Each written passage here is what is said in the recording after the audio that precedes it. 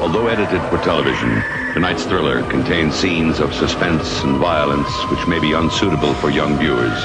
Parental discretion is advised.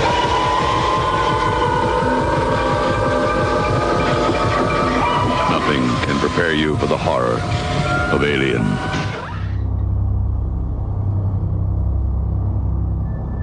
Aliens, Book 2, Nightmare Asylum, by Steve Perry.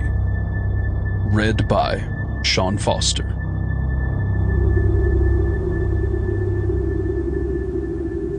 Doomsday is here. Earth totally overrun by the alien. Ain't nowhere left to go but deep space.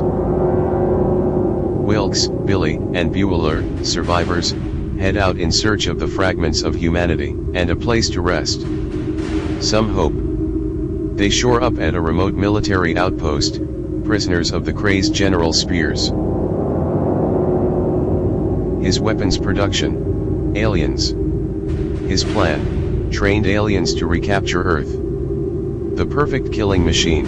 Trained. Some hope. Additional crew member for this assignment, derekwc.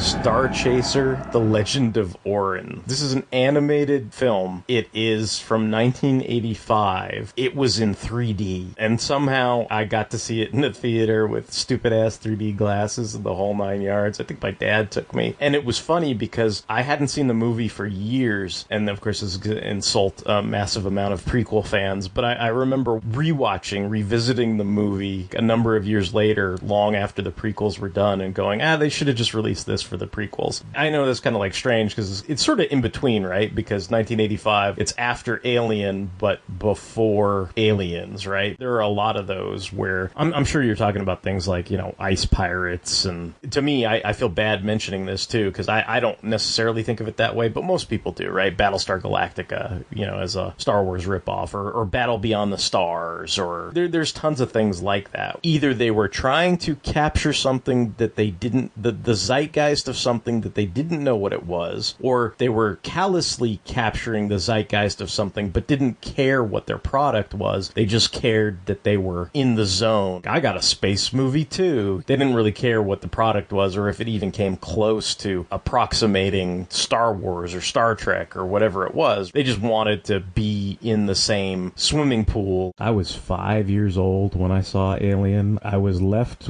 with my uncle. I can't remember. I think it was like my parents had a date night or something like that, where it was basically like, we need somebody to watch the kid for the night type thing, or maybe they went away for the weekend or something like that. And so I was staying with my uncle, and it was like, of course, it's the cool uncle who lets you do whatever the hell you want, go and get like Egg McMuffins for breakfast and all this shit that your mom would never let you do. And so I think I'm sitting there, and of course he was the cool uncle who had cable, right? So you're like sitting there and you're flipping through the channels and everything, and you see this movie, and of course I love Star Wars and everything, and I loved outer space and that kind of thing. So you stumble upon this movie where you're like, oh cool, like look, there's these guys in outer space and they're doing a mining expedition, like, oh, this will be cool. And of course, before you know it, the alien pops out of the dude's chest and you're like, holy fucking shit. By the time that happened, it was like, I think my uncle walked in, he's like, oh, I gotta go to bed and blah blah blah blah blah, and he's like, go ahead and watch what you want, have a good night or whatever. And then after that, it's like the lights are out, the alien pops out of the guy's chest and everything, and for the rest of the night I was just kind of like frozen on that couch waiting to see like what the fuck's gonna happen, how the fuck is all these people, how the fuck is Ripley gonna get out of this and all that other stuff. So that was kind of my introduction to Alien. See, the thing about Alien was that I guess it worked very well for the time, because I'm thinking of Ridley Scott. Blade Runner is probably one of my favorite movies, period. But I think my initial fascination with it, 1982, I was probably like 5 years old, just like Alien or whatever. I know I saw Blade Runner in the theater, and I know I saw Alien at the same age as I saw Blade Runner, and I think my initial fascination with that too was Harrison Ford. It was like, oh, Han Solo's going to be in another science fiction movie where he's in a flying car and he's hunting down robots, whatever my little kid had put together of that movie. That's something that influenced how I saw the films, but I think with Alien, that kind of lured me into a false sense of security. It worked like gangbusters for what they were trying to accomplish. I think for regular moviegoers, it was supposed to be the mundanity of these are space truckers, this is going to be by the numbers, boring, they're working a job. And then you roll into what happens where the job goes totally awry, and you go on and tell this 12 Little Indians horror story on a spaceship. For me, because I associated it with that Star Wars vibe, there was that false sense of security. It's funny to say, but as much death is in Wrath of Khan, or as much, mayhem is in Star Wars, there is that sense of, oh, this is fun. This is a toy that I bought. There's a sense of confidence, oh, Captain Kirk's in charge, or Admiral Kirk's in charge. He's going to get us out of this shit. As a 5-year-old watching that first movie, I thought maybe this group of people were going to have that same mentality, and they totally didn't. The way everything turns on its head, that became something that there were no Elseworlds or multiverses or whatever when I was like 5. It was like the Adam West Batman was the Filmation Batman, was the Super Friends Batman, and was the Dark Knight Returns Batman. And by the time you got to that, it was such a head-snapping moment, and that's kind of what Aliens was. That sense of outer space comfort or heroic stuff, but then it just spun it all on its head and gave you like whiplash with how much it upended that entire genre or franchise for me, I guess. I think by the time Aliens came out, I was probably like, I want to say I was like 9 or 10 or something like that. But it was, of course, a big tentpole summer blockbuster movie and everything. I remember seeing that with my mom and dad. It was a big deal or whatever. Intense and everything, but it was certainly like a feel-good movie, right? Because at the end, Ripley comes up in the loader and kicks the shit out of the Queen, and Newt and Hicks survive and all that other kind of stuff, which is my personal connection to some of the comics and everything. But I don't know, it's weird because people talk about it. They're like, are you really a fan of the franchise if you only like 2 movies of like 7 movies? And my argument is like, well, fuck you, man. There was only 2 movies and they were really good. Like, it's not my fault you made like 7 shitty movies after that. Leave me alone. I did like love those 2 movies, and I did have a strong connection to them. From the Amazing Heroes preview special, number 157, dated January 15th, 1989. A second 4-part Alien series is on the boards for release shortly after the first series concludes. Verheyen is writing the second series with art by Rich Heaton and Tom McWeeny from Roachmill. The story will be a continuation of events that happened in the first comic series. I want to make it clear, however, that the 6-issue series that Mark Nelson is drawing has a definite conclusion. We're not doing an ongoing thing that will go on forever and ever. There is a definite conclusion. However, events from that will spring off to become integral to the new series. It's safe to say, if you know the Roachmill art style, they're going to go a little more towards an action-oriented book with some fairly lunatic situations. I don't really have the whole thing plotted out yet, last Verheyen. I need to finish the first series first. If the second Alien series is also successful, and Dark Horse and 20th Century Fox want to continue, Verheyen can see himself continuing to write Aliens through several more miniseries. It's fun to be a part of a hit. I'm still surprised at the amount of freedom I have, given that it is a book about the aliens. I can pretty much take it in any direction I want to take it. From an artistic standpoint, I'm having a ball. When Dark Horse came out with Aliens comics, it's funny how people are always trying to like capture the fabled new reader, make a good introductory point for readers and this and that. I never read Aliens book 1. I think I finally read it shortly before Prometheus came out because the engineer was in it. I think at that point I was getting super hyped for they're gonna show us what the engineers are like. I think I knew the engineer was a part of that initial book 1, and I knew I had never read it. And when I did read it, it was in black and white. Not too many member berries or nostalgic vibe for that book 1. I think there was some sense of satisfaction finally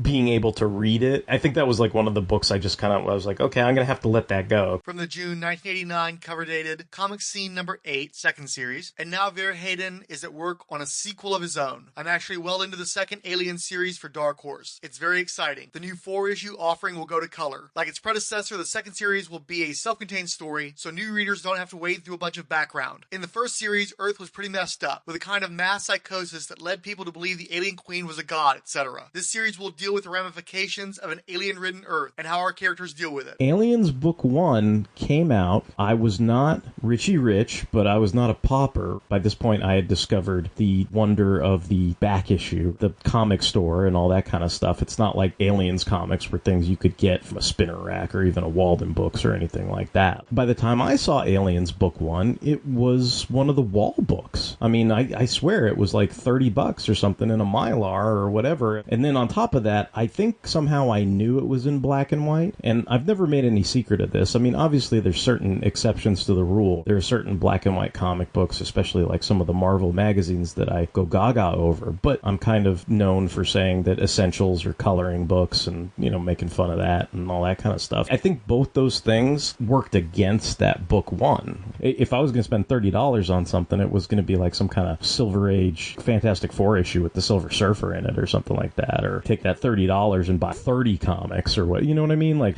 and that's kind of what ended up happening with book 2, because I don't know that I bought book 2 off the stands, quote unquote. Maybe like issue 3 or 4 was on the stands or something like that, and I bought those at cover price. I distinctly remember getting almost all of the issues to book 2. Updated in the Amazing Heroes preview special from number 170, not drawn by Rich Heaton and Tom McWeeny as reported in the last preview special. This sequel to the immensely popular Alien series will feature full-color airbrushed art by Warlock 5 creator Denis Beauvais. As for the story, it picks up immediately after the first series is ending. While Newt and Hicks have managed to escape the horrors of an Earth overrun by aliens, they find themselves trapped aboard a cargo ship carrying alien specimens to another world. After a desperate battle, they land on a remote military colony where a division of mad military types are trying to train the alien drones for combat. In a clear case of people unclear on the concept, they hope to use the aliens against one another in the struggle to recapture Earth. In the meantime, Newt finds herself drawn to a mysterious pirate video broadcast emanating from Earth, a diary of sorts, as the last human survivors battle against impossible alien odds. Newt is especially affected by the fate of a little girl who is trapped with the others. The girl reminds Newt of her experiences on Acheron and of herself. As the broadcast continues, Newt develops an empathic relationship with the little girl. She can't bear to watch her die. She'll have to go back to Earth. The new series is a bit more action-oriented than the first series, says writer Mark Verheiden. Obviously, Dennis's color artwork is just amazing. Mark Nelson's black and white artwork on the first series lent itself well to the mysterious, the creepy, and the spooky. But Dennis's artwork lends itself a little more to the balls-out action of this series. Immediately after Aliens 2 ends, look for Aliens vs. Predator. I've always kind of known it as book 2. Like, it's weird to me to read these fandom sites, these wikis, and I guess Nightmare Asylum was the title of the novel that Steve Perry wrote that was based on this 4-issue miniseries. To me, it's unique, I think, and also I feel like I kind of reject that if I was going to be really hoity-toity about it. With Nightmare Asylum, what the fuck is that? The thing that majorly attracted me to it, outside of the fact that it was from a popular movie franchise that I had a lot of fascination with, and of course I loved, you know, space and outer space and aliens and all that kind of thing, but the fact that book 2 was in color, wonderfully painted art, that drew me as well. And I think there was that connection. I read it essentially when it came out. You know, some of them were back issues, but it was right around the time when it was released. At that point, the characters that you were continuing the adventures of were Newt and Hicks. I've also gone on record, thought it was weird later when they had to retcon everything because of the events of Alien 3. Oh yeah, now they're Glute and Glicks, you know, but it's like, what, Wilkes and Billy? I started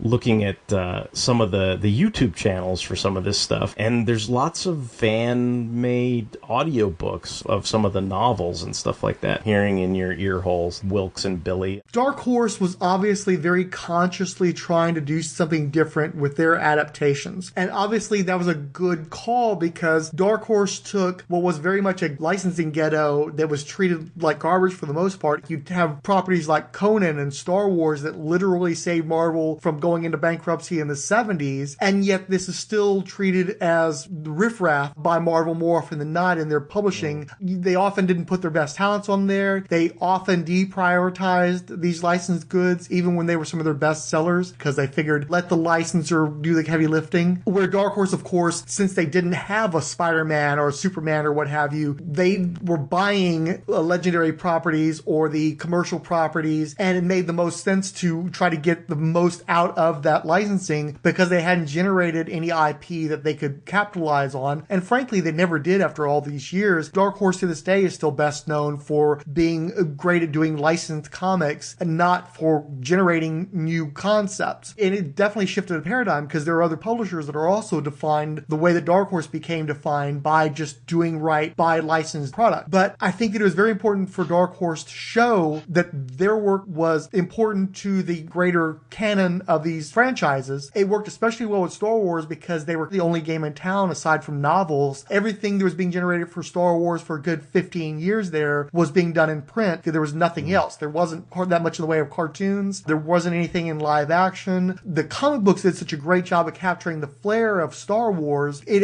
to some degree, revitalized the property after it had been moribund for a number of years. And obviously, the Aliens comics proved that you didn't need the movies to keep a fandom fresh and excited. Having gone to great lengths to make sure their Aliens comics mattered, then you have Alien 3 come out to literally contradict everything that Dark Horse had done up to that point. And you'll note that after Alien 3, there's a clear divorce between the comics and the movies, where Dark Horse made sure that they were doing stuff that was only within their sphere of influence and that couldn't be marred by the movies. Plus, you had giant timeline jumps as well. So that gave them a lot more leeway to do whatever they wanted to do. My understanding is they had done these comic books that were very popular, and they served as the basis for a series of novelizations. And then I think eventually they started doing more original novels within the Alien universe. But because Dark Horse has already had success with the comics, and there was still, I think, a prejudice against comics and an assumption that there was an audience that would never actually read a comic book, but they could take advantage of the material that was being generated by the comics to serve as a guideline for these novelizations. The novels, when they were going into production, I think were either around the same time as or shortly after Alien 3, so they were already aware that they were going to have to make changes because the material was no longer in the movie canon. And I think the tail started to wag the doll in this respect because once the novels were being produced under the new names of the characters, Dark Horse decided that they wanted to keep their comic books as close to the novel canon as possible. And so they went back and changed the names in the trade paperbacks. And I think specifically there was a 1996 collection of Aliens Book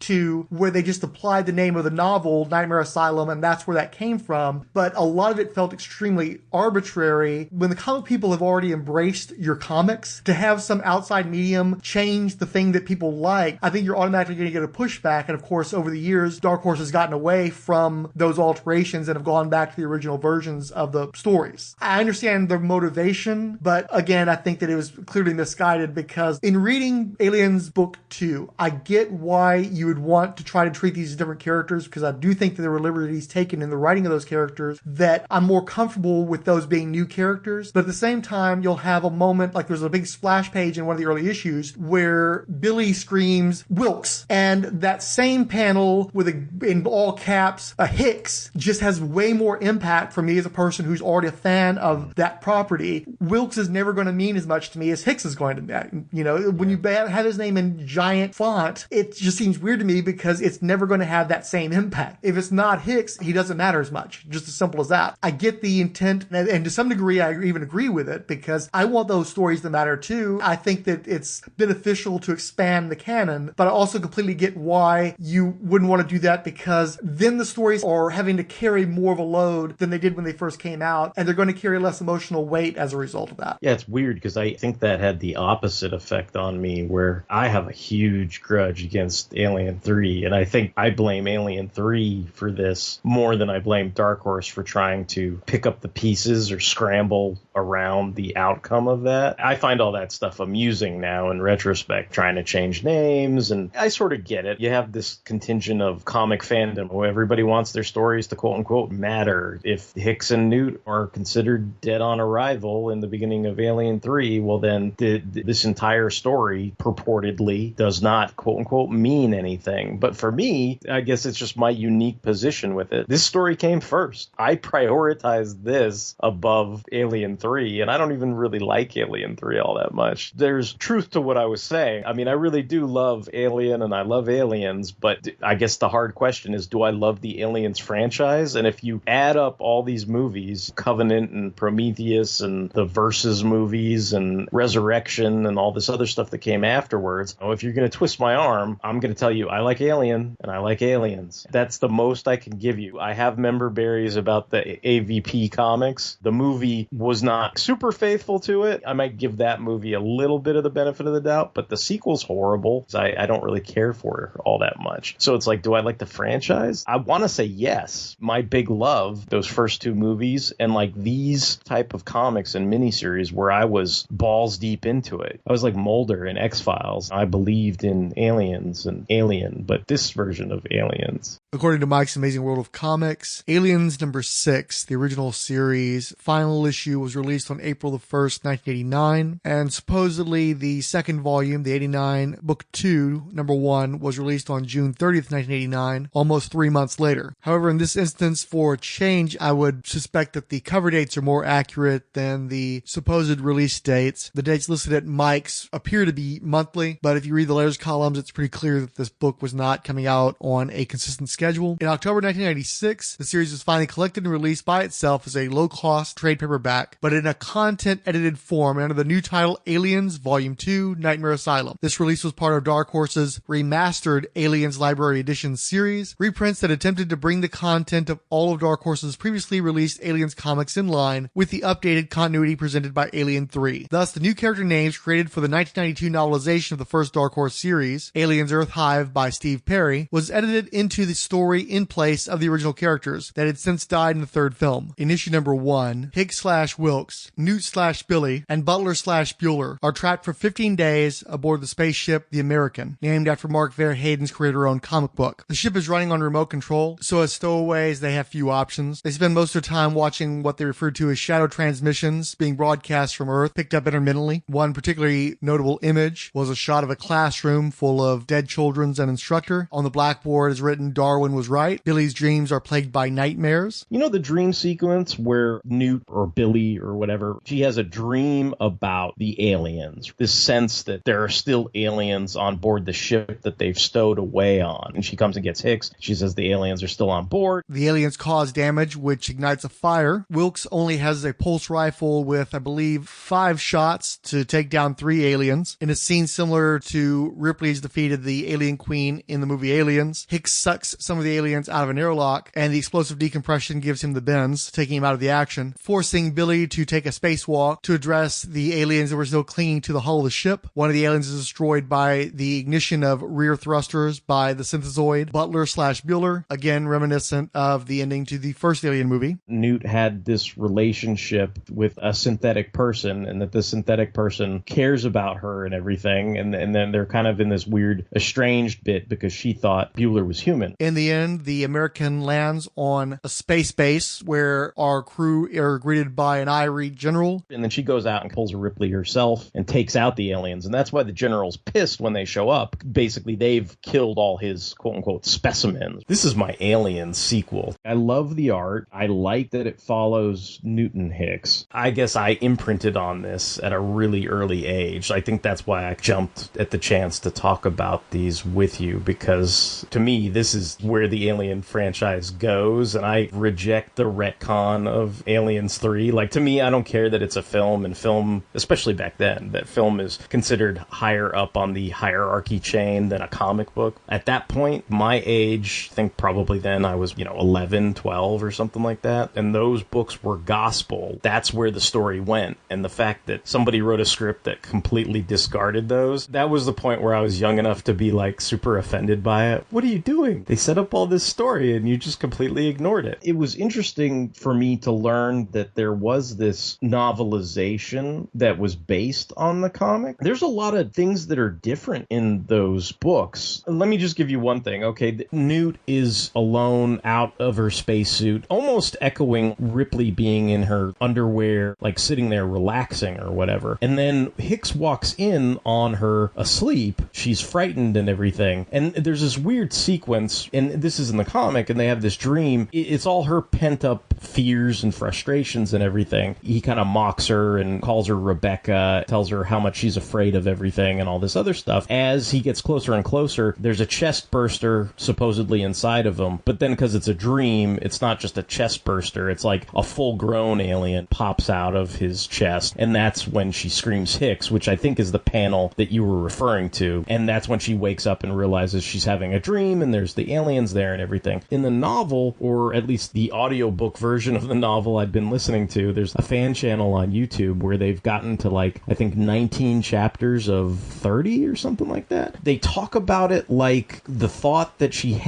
Billy has about Wilkes is he going to rape me? I know this is like a weird dream sequence even in the comic book, but I don't think that ever occurred to me. I just thought, why is he getting more menacing? And then he's more menacing because there's an alien inside of him, and it's her subconscious trying to tell her, hey, there's still aliens on the ship. There's still something that means you harm. But I don't know, just the way they describe it, like a large protruding thing starts poking her body, and you're like, oh, it's the alien. But then it's like, it's weird when it's said in the context of rape, too, because you're like, wait, I mean, that entire notion to me is kind of icky, right? Because, like, Hicks is her father figure.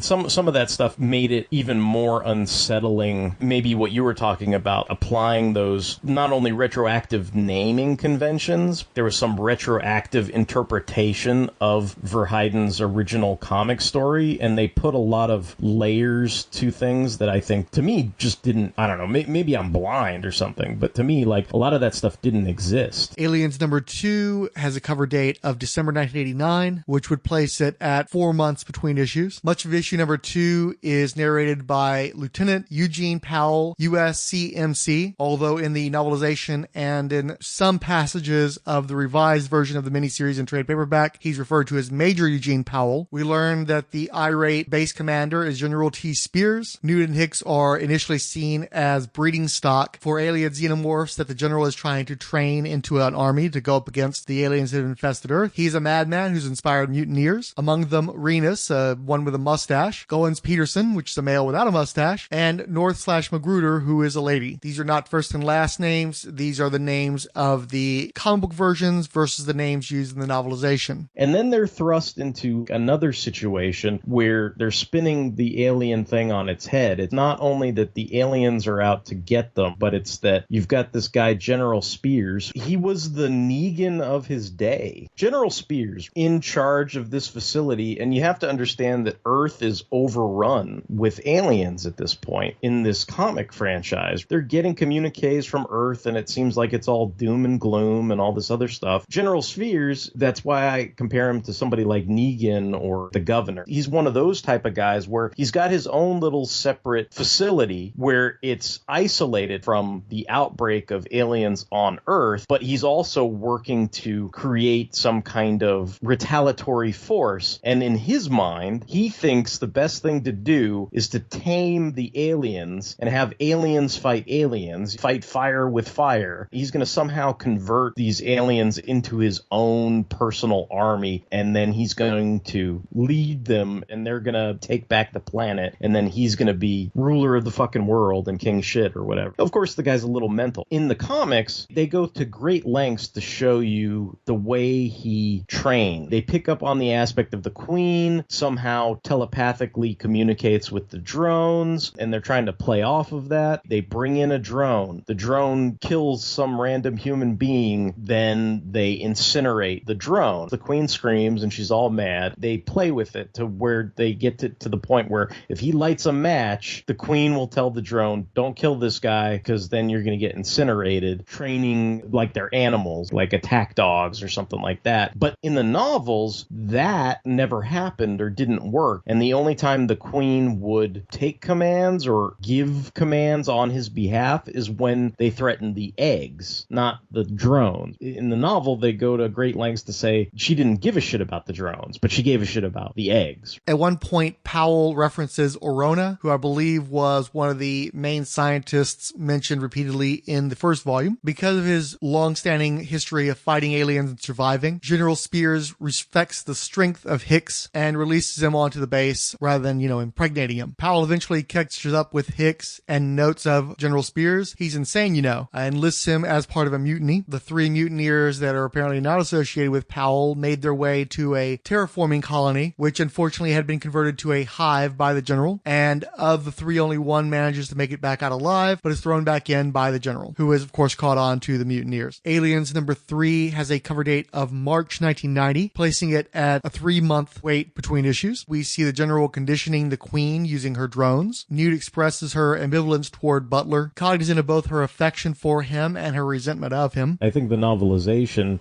goes further into, she psychoanalyzes herself. Am I and Butler being estranged because I now know that he's synthetic? She has these like back and forths. You know, it's like a stream of consciousness. I could have a relationship with a synthetic, and then she thinks to herself, well, maybe it is me. Maybe I can't have a relationship with a synthetic. Maybe I am prejudiced against synthetic life forms and all this other stuff. And she's having all this back and forth in her head. In her free time, Newt continues to watch the shadow broadcast from Earth, fixating on a little girl named Amy, who is very reminiscent of a young Newt, as she travels with her father and a gentleman known only as Ray. They, or at least one of them, is eventually captured by soldiers who are in the telepathic thrall of a queen. In a confusing bit of business, the dad eventually asks for Amy to be kept safe by his partner Ray, who'd been shooting the camera, and yet later on it appears that Ray is the one who gets captured by the soldiers and the dad is still alive. One of the most frustrating changes in the relettering is you have the Newt proxy that Newt is watching being broadcast from Earth. Her name's Amy. Yeah. In the original version, she's with her father. You know, when she's separated from her father, she's like, Daddy, Daddy, Daddy, which completely resonates and, you know, tugs on the heart a little bit because you understand that relationship immediately. And for some reason, they decided in the new version to make it Uncle Bert. And at one point, she's literally going,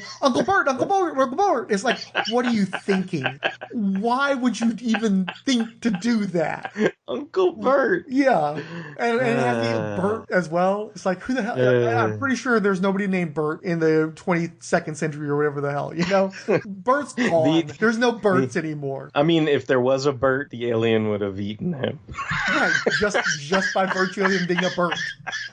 It sounds like a special effect. It sounds like the sound your head would make as it's popping from the jackhammer draw. It's like, Bert. Spears eventually catches on to the betrayal of Powell and by extension Hicks. And when some aliens are released into the compound, he uses his flames to cow the aliens and then intends to prep the traitors for execution. There's no indication of this in the comic book, and I suppose everybody can interpret their own things, and this is why I was surprised it was written, the novel version was written in 1993, because I gotta be honest, this is not anything I thought of at all. I think General Spears was a good antagonist. I wanted Hicks to blow his brains out and all this other stuff, but I never thought he was as depraved, sick in the head as the novels make him out to be, because there's this sequence in the comic, and it's literally in the comic, so it's not like this didn't happen in the comic, but there's this sequence where he's obviously breeding these aliens, and they've got the eggs and all this other stuff. He's got his quote-unquote specimens that he's getting ready to train and everything like that. And there's this moment where, while Hicks is off trying to start this rebellion, they're in this facility, this little farming enclave colony. The horror of it is the general had conscripted that farming facility into a breeding ground for aliens. So he sacrificed all these people to become alien fodder and everything.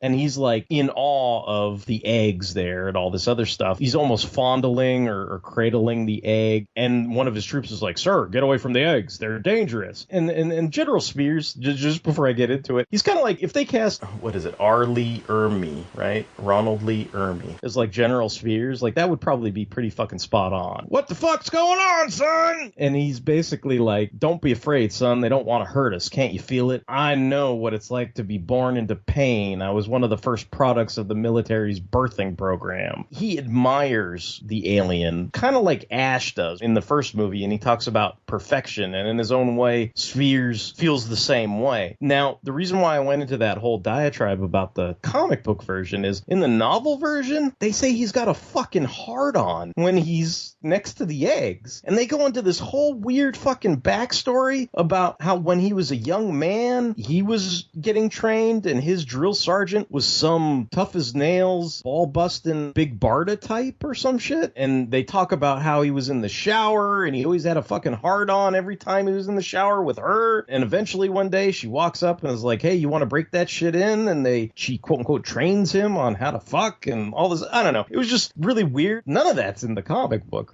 Why, when I heard some of those things and some of those divergences, I was kind of like, did somebody write this in 2020? It felt like it was written in a modern sensibility. When they reworked book 2 into Nightmare Asylum, they relettered the entire book, which again, I don't approve of. It'd be one thing if you were just going in there and changing out the names, but when you completely reletter it, everything, all these balloons were placed in certain places for a reason. reason. And of course, when the book was originally done, it was hand lettered. And I'm not sure if maybe this was some early digital lettering. I sincerely hope so. I hope they didn't actually go in there and hand letter it all throughout. But what's funny is while they're trying to change the names to what was featured in the novelization, they're not consistent. And so, for instance, in some panels, you have Lieutenant Eugene Powell. In other panels, you have Major Eugene Powell. There's a reference to Dr. Fowler in the original miniseries that becomes Dr. Powell, who we never even see in the comic book miniseries. And of course, by having a Dr. Powell, you're immediately confusing Dr. Powell with Lieutenant Powell, aka Major Powell, who's an important figure in the story. In trying to fix things, they're making things more and more confusing. But especially when you get down to the AWOL soldiers, in one version, one of them is Goins, the other is Peterson, and in one version it's North, and another it's Magruder. These guys have 2 or 3 scenes in the story before they're killed off, never to be seen again. Why do you need to go so deep into it to make sure to change the names of characters that nobody cares about? They have no fan following. Listening to those audiobooks over the last couple days, like the chapters I did listen to, I felt like those sections were somehow expanded upon. Jesus Christ, what chapter are we on? Like, hasn't he fed them to the fucking aliens yet? And it feels like their shit went on longer, so who knows? Maybe they gave them, like, new names and made them last a little longer. I don't know.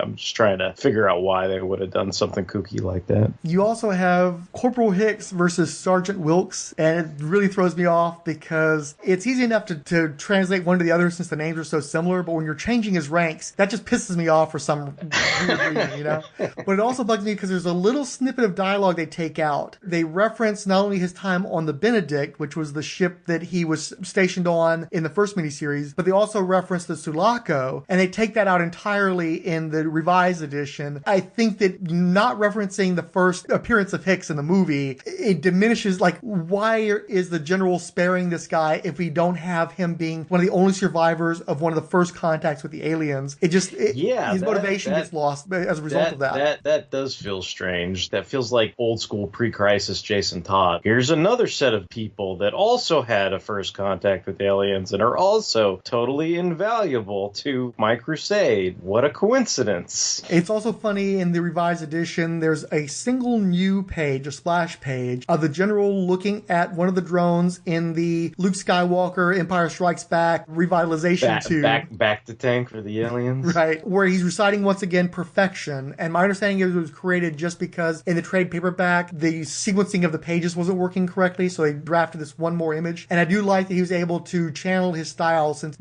I don't think he really employs the style used in book 2 anywhere else. So it was nice that he was able to channel that again.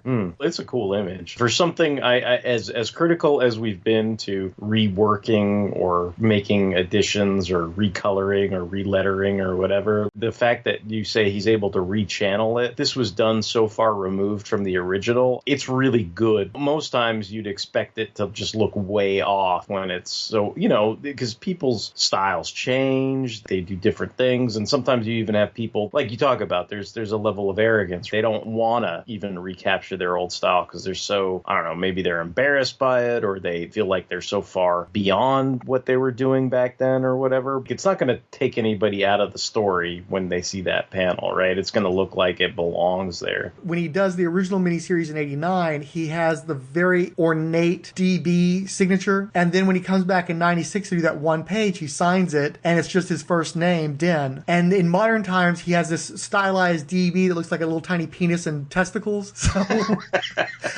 it's just a weird evolution to take note of there. Art for this series was produced by Canadian Denis Beauvais. He got his start on the black and white boom book Warlock 5, which was produced by Aircell. Aircell began its life as a foam insulation company out of Ottawa, Canada. They lost the government contract, so one of their employees, Barry Blair, convinced the owner to try putting out comic books. Some notable books produced by Aircell include Samurai, Dragon Ring, and Elf Lord, as well as The Adventurers, Cat and Mouse, The Walking Dead / Deadwalkers, no relation to the Robert Kirkman series. Probably most famously, the first adventures of the Men in Black, who were adapted into several blockbuster motion pictures, were produced by Aircell. Aircell was eventually sold to Malibu Comics and became redefined as a purveyor of porn. Essentially, Aircell became the Eros to Malibu's Fantagraphics, and Barry Blair produced most of that material. Aircell did debut several notable artists, probably most famously Dale Keown. Mitch Bird was doing a book for them. In the case of Denis Beauvais, he'd gotten his start doing lowrider artwork, drawings of cars and such, doing a lot of stuff in his high school. He eventually tried out for Dragon magazine and had several pieces published for their covers. This led to work for TSR on projects like Dungeons and Dragons. He was also commissioned to paint a retirement piece for Canadian Premier Pierre Trudeau. While mostly forgotten today, there was a time where Warlocks 5 was the top-selling book for Aerosol. It's an interesting premise. Essentially, you have a T-800 Terminator, the Linnea Quigley punk character from Return of the Living Dead, perhaps mixed with the punk girl from Nightmare on Elm Street Part 3 Dream Warriors, who is able to control an army of zombies, an albino sorceress, an armored knight regent, and what appeared to be a Nosferatu-like Dracula human being, but was in fact a dragon in human form. Each of these 5 were the guardians and avatars of their own individual dimensions, and Earth was the point at which all those dimensions met. These portals between dimensions were referred to as the grid, and each of these 5 believed that they were destined to be the ruler of all creation, and that it was vital to their dominion and the continued existence of their dimensions for them to conquer all other dimensions. And so typically Earth was a battleground not dissimilar from Highlander. The original run by the initial creators was about 13 issues. The publication quality was rather poor. The creators felt that they could do better elsewhere, but Barry Blair did not want to let them go and fought them over copyrights, tried to make claims about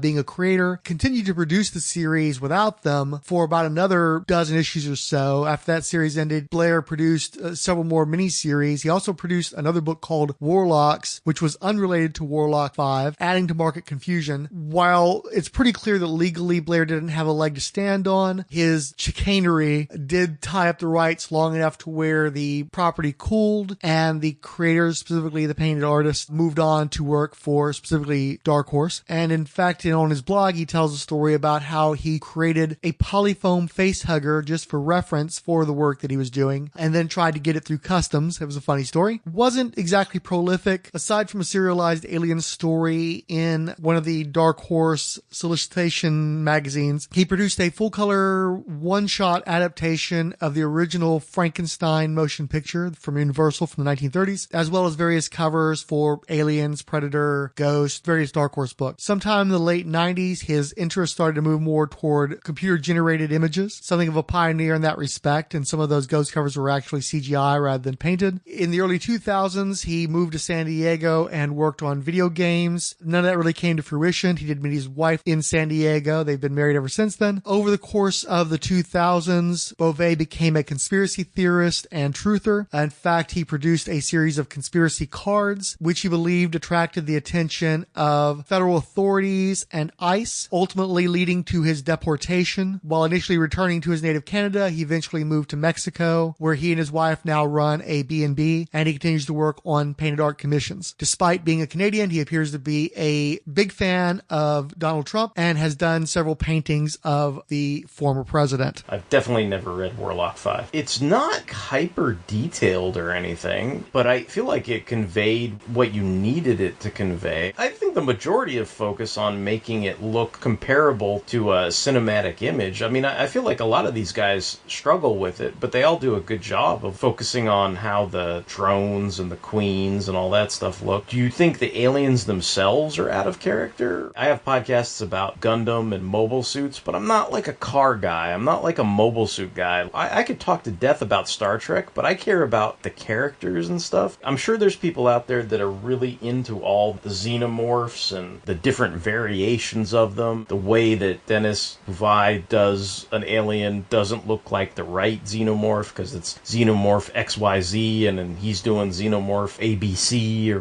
whatever kind of stuff. I just look at some of these covers and think it captures some kind of cinematic flair. The angles and the way the lighting is and everything. I thought, certain things successfully captured at least what we had seen up to that point. Ridley Scott, James Cameron look about them. And then as far as the human beings go, they weren't super hyper specific. The thing that identified Hicks was that he had problems with his face. It's not like he looked like Michael Biehn or whatever, right? And then the thing that identified Newt was that she kind of was a long-haired blonde girl. I mean, for the most part, the fact that what helps you identify the Ripley-isms of her is, when she gets in the spacesuit, when she's wearing the white t-shirt and panties or whatever it is, like those kind of aspects that evoke that Ridley Scott alien vibe or whatever. I think he was successful at conveying the Cameron drones, the Cameron Queen, the vibe that had, the threat of flamethrowers and fire. And I wouldn't say that General Spheres had a likeness of R. Lee Ermey, but I still got the vibe of the type of guy he was. The hat that he wore would shadow most of the top portion of his face. Like, you get the idea that,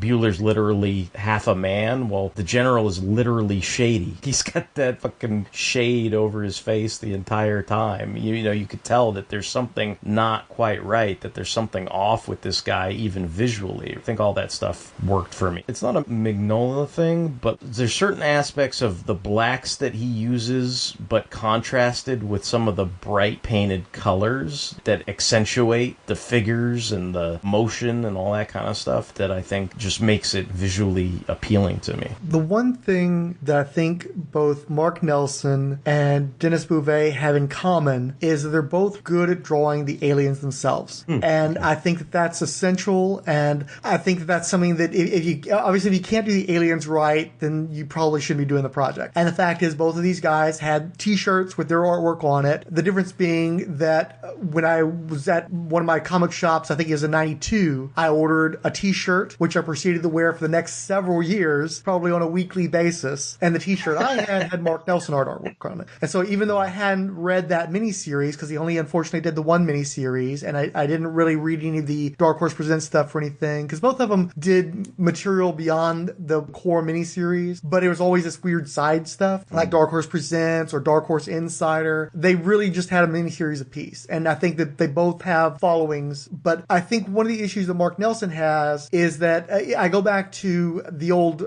fan magazines, and how Wizard was definitely the winner in the fan magazine sweepstakes. They buried Amazing Heroes. There were a bunch of knockoffs of Wizard that never were remotely as popular as Wizard was. I love the knockoffs. I dug it. Well, yeah, Heroes, big comics Heroes are going Illustrated and all that stuff. So if you look at Wizard had an art column, and their artist was Bart Sears. And, I've already mentioned I was a fan of Bart Sears, and he definitely had that zeitgeist where he had a style that was very flashy and very now. He literally did covers for Wizard magazine that helped him make it the top magazine for the Chromium Age. But I'm not sure that you necessarily want Bart Sears to be the person who educates you on how to draw, since there are some fundamentals of storytelling that he has always lacked. Hero Illustrated had Mark Nelson as their illustration instructor, and he literally is a university instructor in art. I think he's a professor, in fact. And of course, he is a much better storyteller and a much better artist on a technical level. But in the 1990s, he wasn't exciting as a Bart Sears, because he didn't have that flashy style. Yeah. And so I think that when you look at the first Aliens miniseries, there are fans of it because I do think that it's bravura artwork. It's extremely intricate, beautiful artwork. But also, it's weird and it's off-model, and you've got things like the Elephantine engineers that aren't part of the continuity and don't feel like they're of a piece with the Giger version of that universe and the Moebius influence on that universe. And so I think that there are people who don't appreciate that his aesthetic isn't necessarily the Aliens aesthetic. Whereas I think that Denis Beauvais was very smart about taking lighting cues and design cues specifically from Aliens. Particularly, I get a Woody every time I see a digital readout anywhere in the comic book, because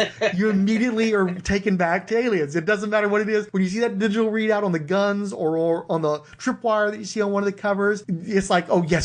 When you see anything that's yellow and looks like a power loader, even when it isn't a loader, but it still has that design sense, you automatically get excited because it looks like it's part of the Aliens universe. It's part of that aesthetic. So I think that he does a really good job of playing to that, while at the same time, I think that Mark Nelson draws a very distinct face that clearly isn't Michael Biehn. Whereas, because the characters are so indistinct in the Denis Beauvais miniseries, that you can project Michael Biehn onto those figures because it's kind of a splash of colors. It's like your mind fills in the details that the artist hasn't put in there, because you know what Michael Biehn and Hicks is supposed to look like. And so it's almost comforting to not have a lot of detail, because you're not confronted with it not being the correct likeness. Dude, I got your back about about getting a chubby when you see the counter readout. I think my favorite one is when they're doing the revolt and Hicks just blows away the communications panel and everything, and the counter goes from 35 to 26 and then down to like,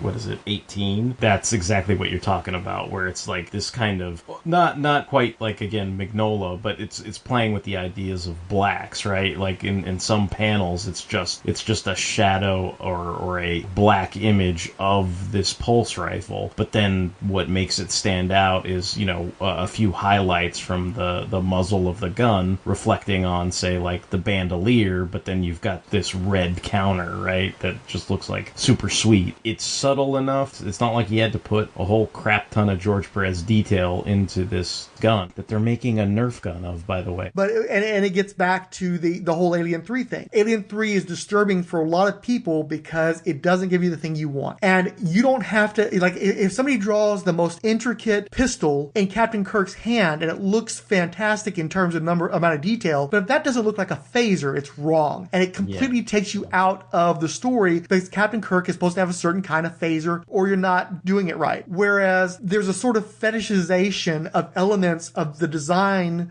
used in the Alien and Aliens. And if you can plug into that shared fetish of the fandom of things like that digital readout, and if it looks just, as long as you know that the impression of the rifle you're expecting is there, you don't need that level of detail. You're getting that tweak. It's firing that neuron where it's like, this is Aliens because it's got the readout, man. It's got the readout, and she's wearing the boots, and that's the power loader. It puts you into that world again. It doesn't take a lot, but as long as you give that impression, we'll fill in the details for you because that's what we want, and that's what's giving us our high, because we're getting taken back to that place when we're sitting in the movie theater in 86 and our hearts are racing because the music is playing and the fucking troop transport is smashing through walls on its way to go save our Marines. We're back in that moment again because of those fetishized elements. I mean, I'd argue that applies to like a lot of things in this, the flamethrowers and, I'm going to keep saying it, but, even Newt's panties, right? Like all that stuff is picking, the spacesuits and the way that Bueller is illustrated to evoke the synthetic human, those aspects, as long as you get the general gist of what they're going for. Is it just me, or does it look like Powell was modeled after Anthony Edwards? I don't know that I would have thought of that, but I mean, since you mention it, just like when I was mentioning R. Lee Ermey, that doesn't seem like out of the realm of possibility. Like, if that's who you want to fill in the blanks with. Aliens number 4 has a cover date of May 1990. It's the only issue that appears to have shipped on its intended bi-monthly schedule. There's an interesting sequence where Butler continues to pine for Billy, and he crawls throughout the station as it's been infested, being ignored by the aliens since he poses no threat to them. I don't recall there ever giving a reason why Butler/Bueller was wandering around the base on his hands, and I don't recall him doing anything to actually help with the situation Billy and Wilkes have found themselves in. Literally, because the figures were so ill-defined, I can't tell characters apart. So, like, there's an instance where I think Hicks is fighting one of the general's soldiers, but I'm not sure who's who or even what's going on. So that's a frustrating aspect for me as well.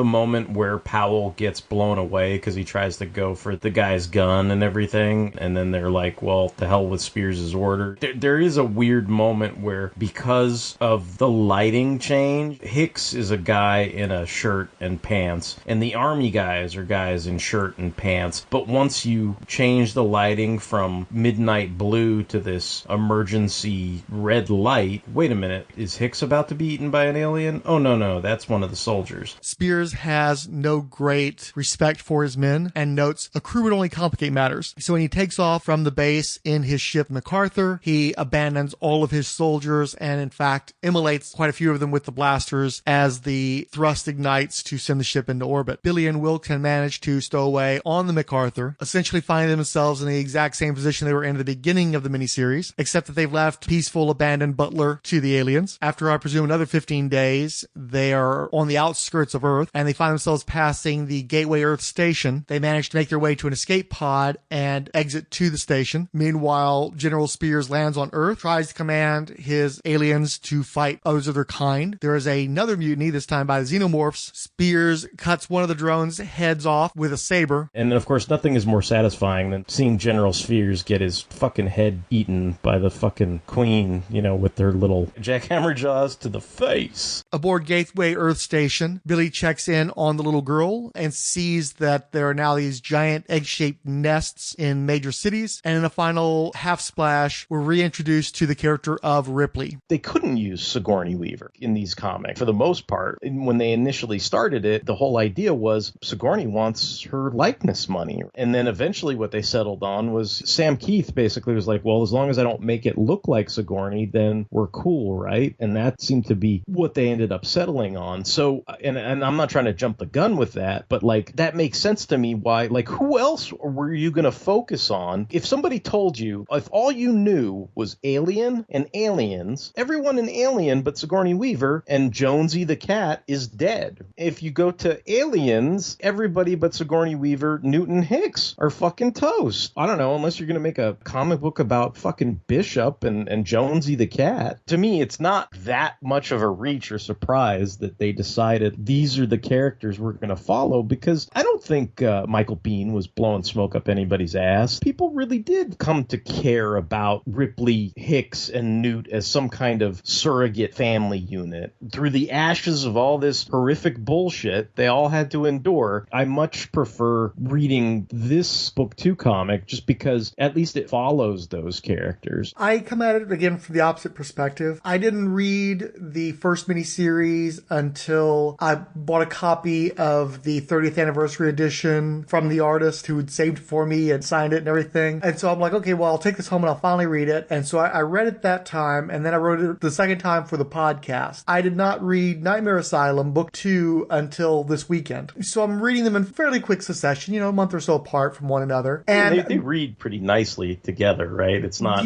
like a dreary read or anything. There's a definite thread through the two miniseries. I think that there was a lot of psychosexual elements to both miniseries that were very intentional. I think that there was a weird dynamic between the Hicks and Newt characters, and I do think that was intentional. I do think that it was in the original work. It's one of the things that leaves me with that ambivalence about whether or not they should be Billy and Wilkes or not, because as a person who was a huge fan of Aliens, who went into Alien 3 with certain expectations because of the nuclear family dynamic set up by Cameron in his movie, the expectation is you have a father, a mother, and a daughter. They're all orphaned, but they've made a family amongst each other. I want to see Hicks in a father role and Newt in a daughter role. But because they've removed Ripley from this equation, because we have this history between these characters that is yet to be revealed in the miniseries, and since I've never read Earth War, this will be my first time. I don't know what gets filled in, how much of the backstory gets filled in of their interrelationships. But with a years-long age jump, having Newt be a nubile woman as opposed to a child, and having there be some sort of an estrangement where Hicks apparently been drinking and drugging for a number of years and has a lot of unresolved issues with regard to his experiences on Acheron, and of course Newt has a lot of issues as well, and clearly that family dynamic wasn't sustained based on what we see in the initial Aliens miniseries. I'm going into the Alien 3 with baggage when I see that theatrically, and I have a very negative response to the movie the first time I see it because I have expectations that are not met. And I have a somewhat similar reaction going into these two miniseries because I want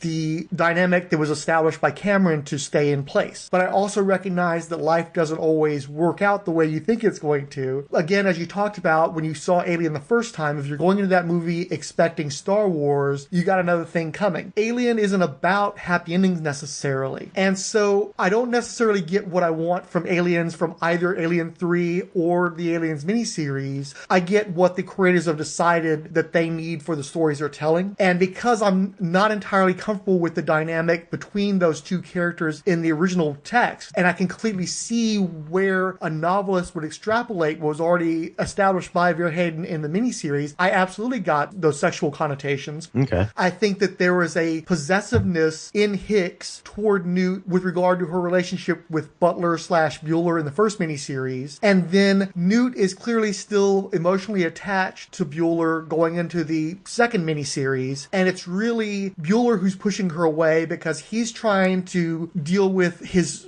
psychic trauma from realizing that he is an artificial human, that he is not a real flesh and blood person, except he certainly in his mind feels that way. And he still clearly has emotions. And part sort of the point of the miniseries is to show that regardless of whether or not he is manufactured or has a divine soul or what have you, he definitely has connections with Newt/Billy that guide his actions and his reactions. But he is literally half a man. They have sexual intercourse in one occasion before he's ripped in half and is deprived of the ability to have coitus with this girl again. She has had her sexual awakening with this artificial being and still has emotions for this being, but also has to deal with the fact that A, her first sexual relationship is on hiatus or will be altered from what is commonly assumed such a relationship it should be. And this is a person who is defined by not fitting in, by being an outsider, by being damaged by her own thoughts and by the way people react to her in much the same way Hicks is. They make a big point. You don't see it as much in the miniseries, but in the interviews with Verheiden, he talks about how Hicks is also segregated from his fellow soldiers. Not only was he part of a troop that was massacred, and so he's got all the PTSD that was related to that, but also when he is with other soldiers in other units, he doesn't fit in because they are averse to him. They think that he might have some sort of an infection,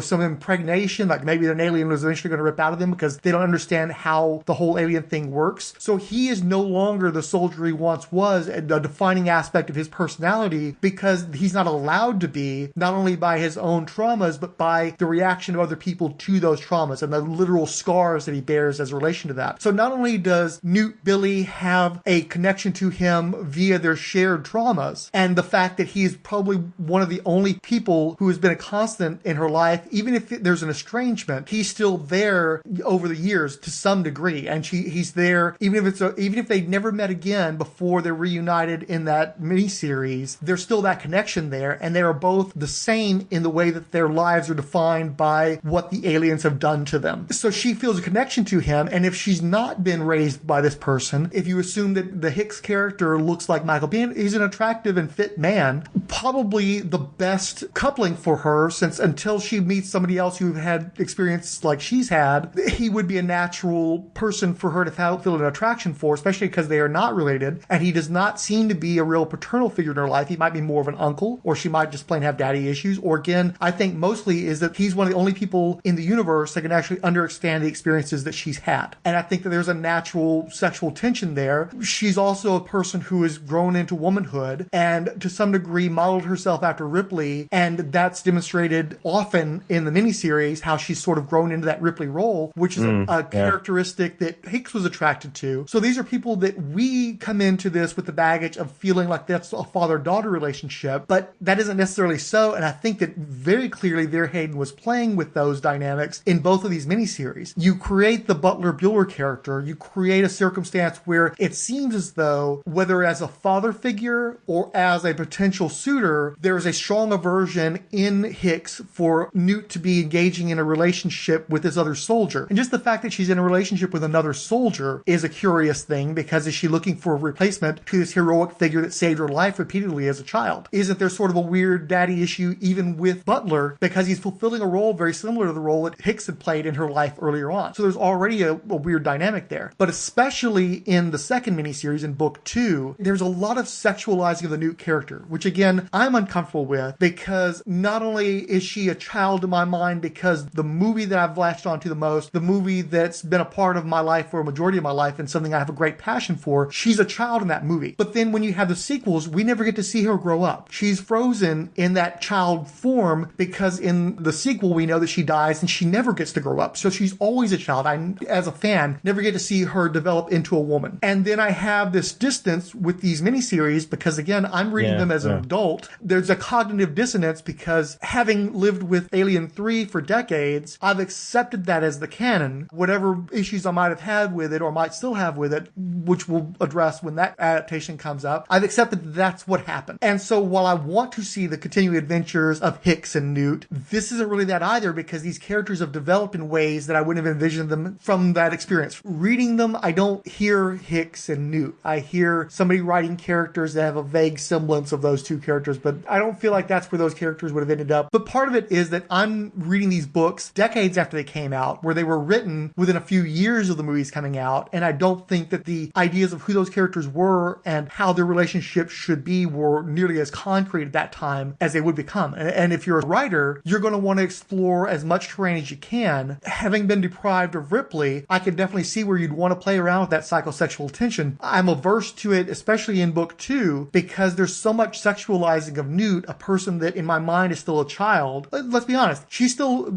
specifically noted in the first miniseries as being a minor. She may be nubile, but we're still talking about someone who's probably in the 16 to 17-year-old range. I don't know what age of consent is in the far future, but they specifically say that she's a minor who is not able to decide whether or not she's going to be lobotomized while she is committed to the sanitarium in the first miniseries. And not having any blood relatives, there's nobody who can contradict the doctors who determined that lobotomy is the way to go for her. So beyond all the psychic trauma that she's still processing and the problematic relationship she has with Hicks, there's also the simple fact that this is a person who's not yet quite a woman, who definitely is experiencing sexual awakenings under, again, very traumatic circumstances, and having lost this person, this sort of like Hicks surrogate, as a potentially a viable sexual partner, even though I have to stress that coitus is not the only way that two people can have a sexual relationship. But within this context, that seems to be a big problem for both the Butler Bueller character and the Newt Billy character, where they're not able to see themselves being able to progress in a relationship without that sexual component. So there's just a lot going here, and I can absolutely see where a novelist would want to explore that, because again, this is a 4-issue miniseries that's being adapted. That's not a lot of material for a full-length novel. Yeah. So you have to vamp, you have to expand, and since that psychosexual material was clearly in the original work, I can absolutely see where that's where you would expand from. You know, you can say what you picked up on it,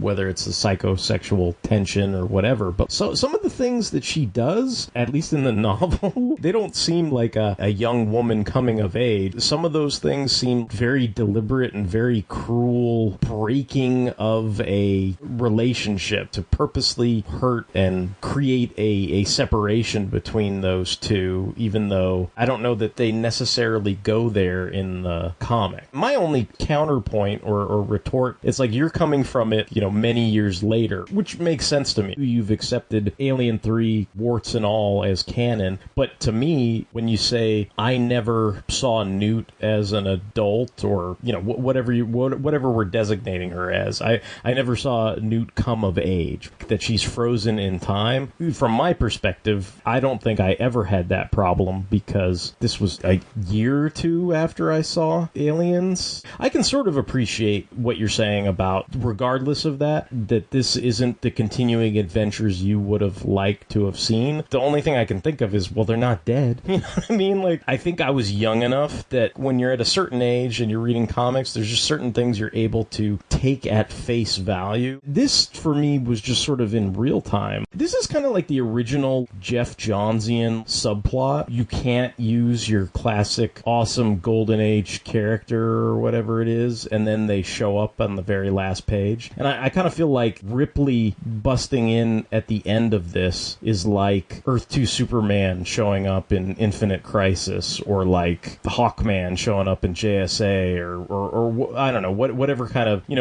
people often say Johns does that trope over and over and over again, and it gets boring, right? Like, the end of Doomsday Clock, you had the whole JSA or whatever it was, and things like that, right? But to me, this is like one of those original things. My thought on it is, I see what you're saying, like, she sees Ripley and Hicks, right? And she's like, oh, well, I want something like that too, so I'm going to find it in this Butler guy. But of course, that goes all out of whack, and some of the physicality of that can't be replicated. But some of the stuff she says to him in the novel is like, he's not just a half a man for the whole thing, right? Like, they rig up some doctored, crappy thing, so he's got like these little mechanical feet or legs or something like that, and she makes this crack about she's never going to get used to that, or I don't remember what it was. I think he was making fun of himself self-deprecatingly, and she just took that and shoved the stake in the heart or whatever, and you're just kind of like, damn.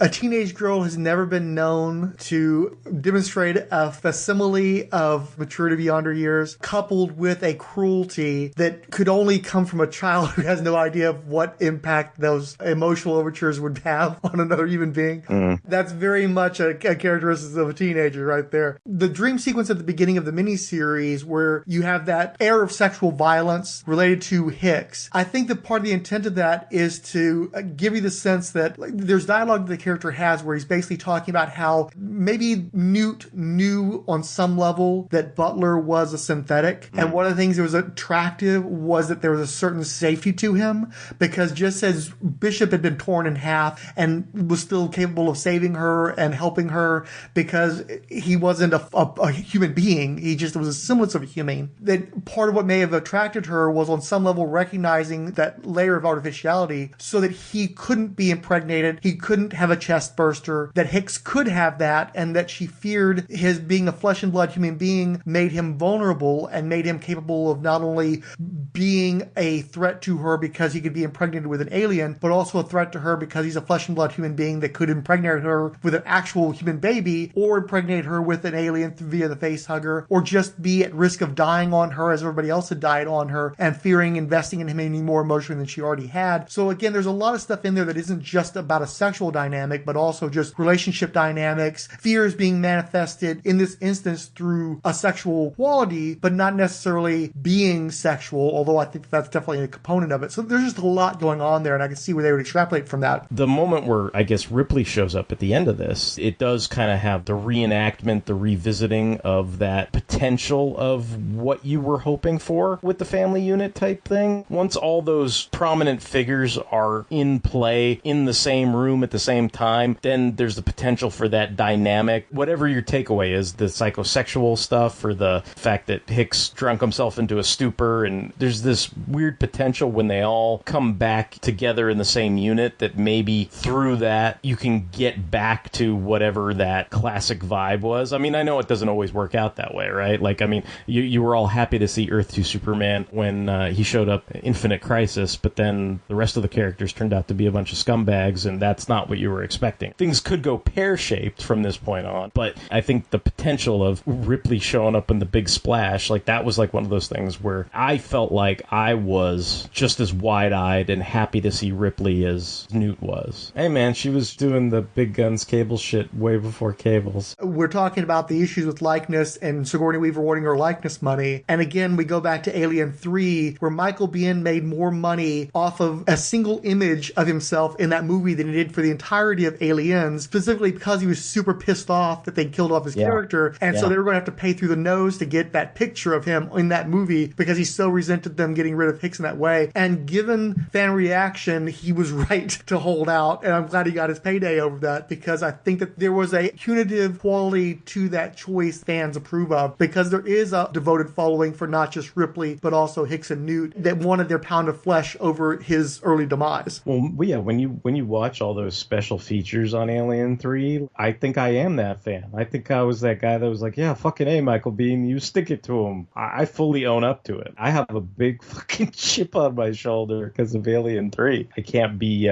super diplomatic about it or anything. Psychologically, that makes these miniseries enhanced for me somehow. I do really like this miniseries. This is the first Alien comic I've ever read. I didn't know that the Walt Simonson heavy metal thing existed until 10 or 20 years ago. I think I was young enough that I probably didn't pick up on any of this stuff. You know, I got my head in the blinders. I can see it if you point it out to me, but there's some stuff about that where I'm just like, I don't know if ignores the right word, but it's like, though Newt, you're calling her young and nubile and all this other stuff. Like, I'm looking at that page, right? And people would probably say, Derek, you're a fucking idiot. Look at this splash page. She's having a dream sequence. There's all these weird, creepy dudes in the window in the splash page, and the alien's right there, practically ready to spread cheeks, and she's screaming, and she's surrounded by all this weird, protrudy stuff, and it's like, what are you, crazy? Of course, that's a psychosexual image. I was young enough where, number one, probably that didn't register. It was just the horror of a person I like being trapped by a queen, and that it was in this weird kind of dream sequence, right? And maybe this is just my own weird comprehension of certain things. Newt, to me, at least in this, regardless of whether the author did or the artist did, I never sexualized Newt in this book. And I kind of feel like the same way about a character like Wonder Woman. Like, I'm sure there are people out there, right, that are like, oh, Wonder Woman's hot. I've never looked at Wonder Woman as a character that I've ever wanted to objectify. I just never looked at her that way. And I don't think I ever looked at Newt that way, regardless of whether it was this miniseries, and obviously when it's the James Cameron film, like, you know, super obviously. But even in this, I guess I just never thought of it that way. I think that the specter of the Comics Code Authority definitely hangs heavy on this period. Comic books were noted as being essentially stunted by the fears of the 1950s, the Comics Code Authority. There was elements that they really couldn't explicitly explore for a very long time. And to some degree, you saw that in the underground comics, but the novelistic approaches to comic book storytelling, especially as applied to genre materials, licensed product, superhero stuff, you didn't see that novelistic approach happening until at the very beginning in the mid-80s with things like Watchmen and Dark Knight Returns. But even they had limits placed on them by the expectations, what the audience would tolerate you doing with a Batman, for instance. And I think it took into the 21st century before the publishers were willing to go to some of those places. But of course, you see a lot of that stuff in Watchmen, and it's not necessarily done in a cinematic fashion. It's not necessarily done to the degree that you could in a novel. But obviously, you could get into a lot of that more mature material, particularly sexual material, in a novel that you couldn't in any other venue, in part because you could always get away with more in text than you could with anything that's a visual medium. You could get away with stuff in novels you couldn't get away with in film for the longest time, because what you describe in a novel, not only is it something that would have been deemed obscene oft times for up until the Hays Code was disregarded in the late 60s, but even something like A Midnight Cowboy, which doesn't show any explicit sex, just some nudity and implication of sex, was still an X-rated movie in its time. So it took a long time before cinema could catch up with novels. And of course, I remember reading novels that I could check out from my school library, especially in middle school, that depicted scenes that I absolutely could not have seen in a film, without a parent being present, that sort of thing. So I think what it is, what we expect from comic books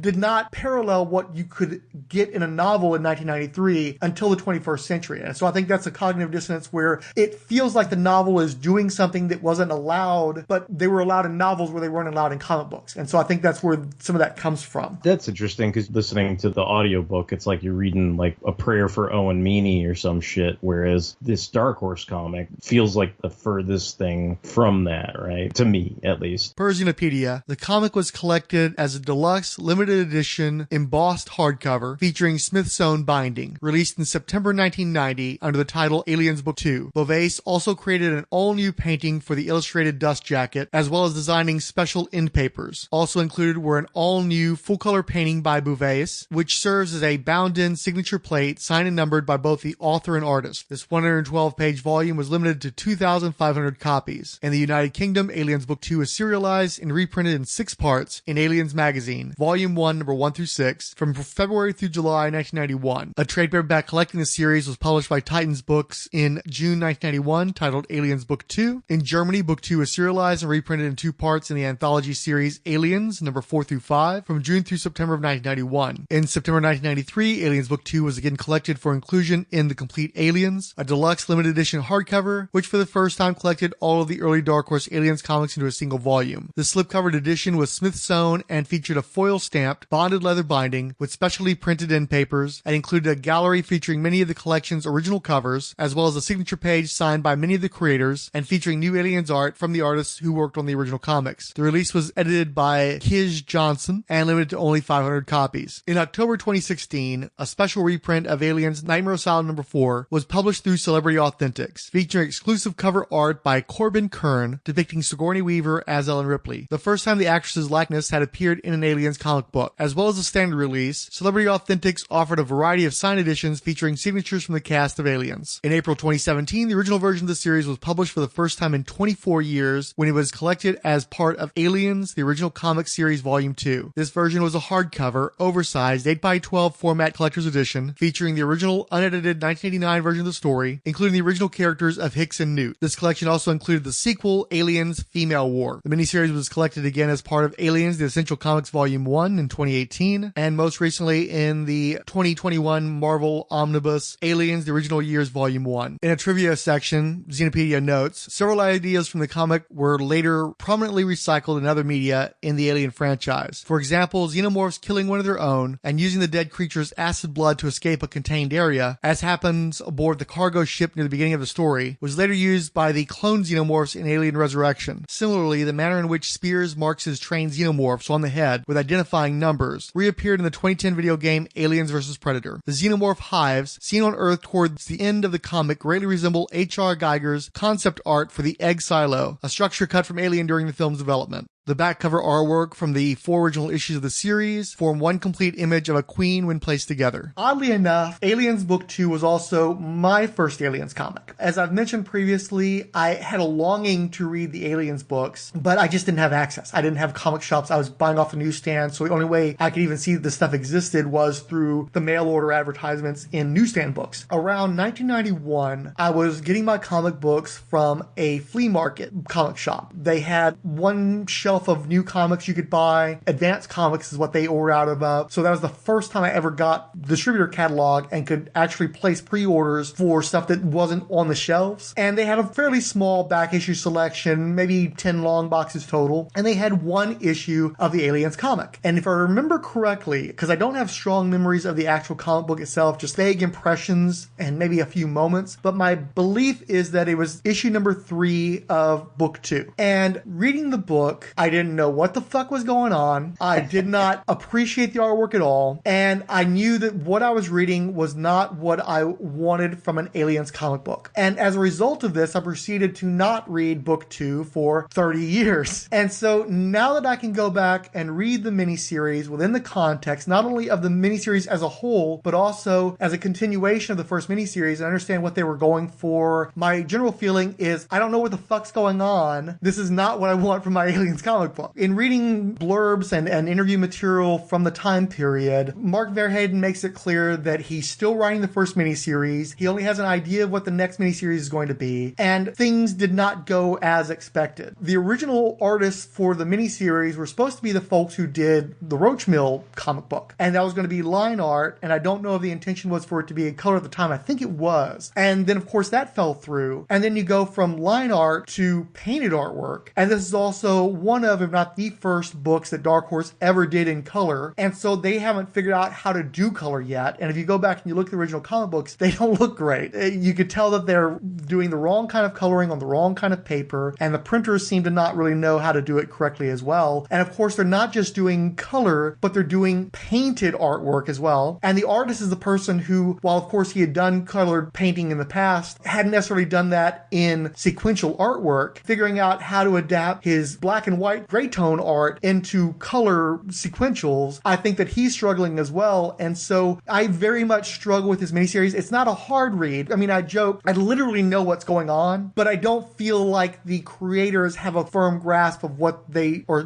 doing, or they don't have the space to tell the story that's been set up. And I think that there's a lot of stuff that's been set up in the first miniseries that resolves as a consequence of where specifically the publisher Mike Richardson wanted that story to end up. And so having reached that conclusive point, there's these threads that are kind of continuing in terms of themes from the first miniseries, but I don't think that they're adequately explored, and I think they were probably better handled in the first miniseries. And there's a very much a sense of this being a middle chapter, and not in the good way like Empire Strikes Back where it leaves you on a cliffhanger, more in this whole entire miniseries feels like filler between two other miniseries that I'm going to have a greater interest in, especially knowing that the third miniseries is Verheiden's final one, and so it's a bit of a trilogy. And of course they're going to have to resolve where Ripley's been this entire time, and probably fill in the backstory of their relationships and what had happened in the time period between Aliens and the 3 miniseries. I really don't care for the miniseries, and I really feel like it's just sort of a bunch of filler material, and it's a lot of people running around to different places without really mattering much. None of the characters that are introduced in the miniseries survive to the end of the miniseries, and with the exception of the Butler / Bueller character, everybody's essentially exactly where they were at the end of the first miniseries. They're stuck on a spaceship, flying away from an alien infestation, barely surviving, not really in control of where they're headed. Ultimately, they end up where they started too, because apparently the next miniseries is going to be on Earth. They fled Earth at the end of the last miniseries, are returning to Earth in this upcoming miniseries. So all they really did is go to a space station in orbit from Earth before going back to Earth. So it just seems very pointless to me. Sounds like you're saying that this was the Back to the Future 2 of the Alien Dark Horse series.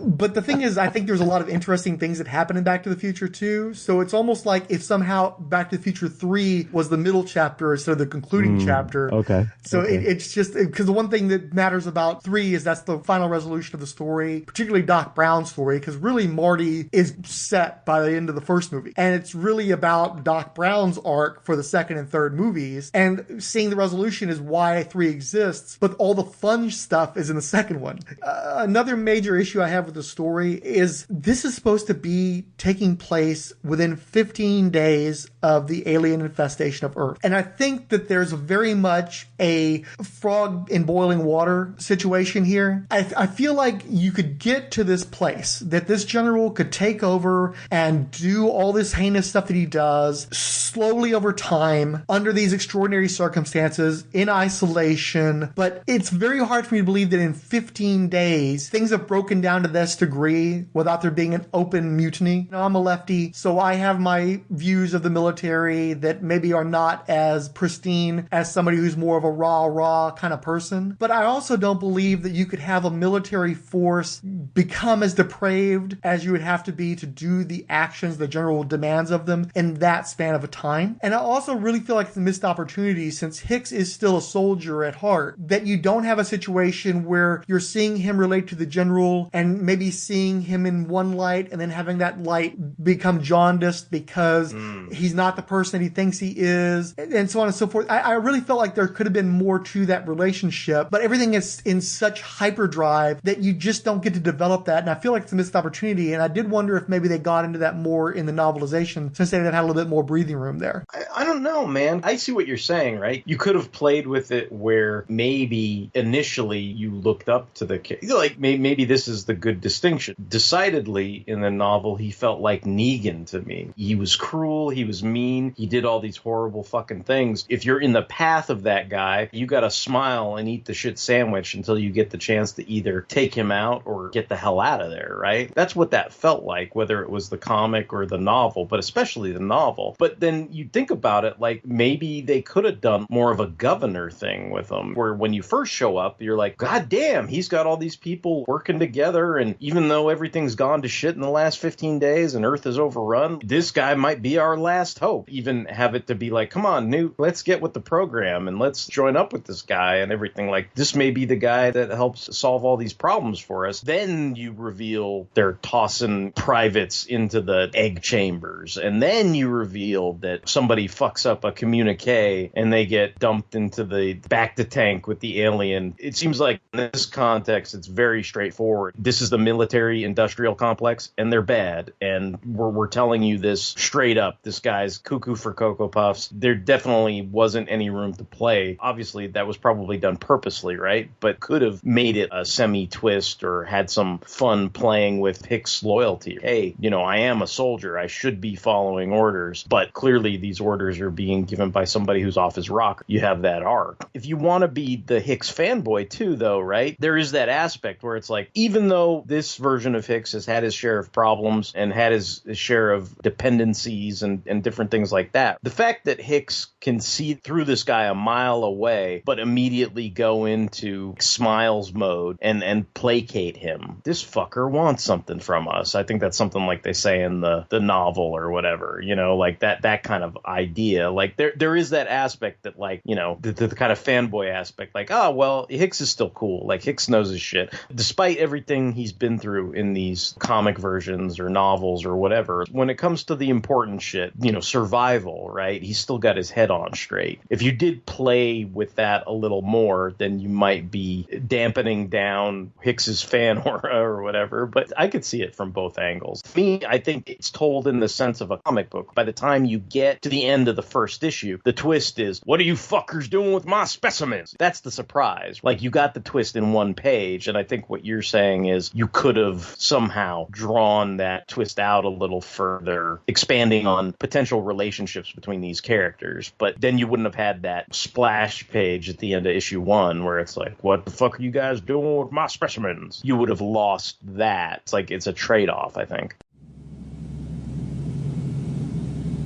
Hashtag socially distant, Anthony Berconti, Baby Skeletor, Between the Pages blog, CH, Canoes, Chris Dunford, Chris Lydon, Del Dracula, Doc Strange, Ed Moore, The Hammer Strikes, Geeky Stuff, and Hashtag Voiceover, History of Comics on Film, Iowa's Joe Crawford, James Chase, Jeffrey Brown, They, Them, JMT Productions, Kirk Spencer needs money for his CPAP, Connor Knudsen, Paid Abod Yin Dwip Paul K. Bisson, Ryan Daly, He Him Daddy-O, Siskoid, Trekker Talk, Ufta, and Wonder Woman Warrior for Peace podcast. Food Lotta liked our WordPress post for Aliens Book 1, Outbreak, 1988. Illegal Machine wrote, Frank is absolutely killing these Dark Horse Presents Aliens podcasts. Give it a listen. Great, interesting work on Dark Horse's place in the comic scene in the 80s. Debesh wrote, these have been nothing short of fascinating. While I knew of the scene, Aliens and Predator weren't really my thing at the time. Frank's in-depth examination of these books makes me want to track them down and have a read. This has been a Rolled Spine podcast. All audio samples are believed covered under fair use laws. No copyright infringement is intended.